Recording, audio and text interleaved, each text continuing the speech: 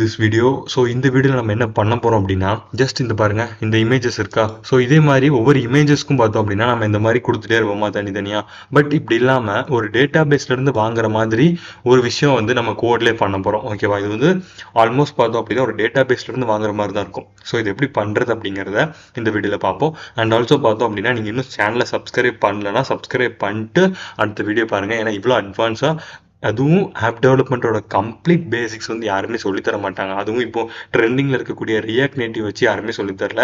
Flutter சொல்லி கொடுத்துருப்பாங்க, காட்லின் சொல்லி கொடுத்துருப்பாங்க. பட் நான் வந்து ரியாக்ட் நேட்டிவில் ரொம்ப ஈஸியாக புரிகிற மாதிரி ஒவ்வொரு விஷயமும் ஒவ்வொரு நாள் வீடியோ அப்லோட் பண்ணிருக்கேன்.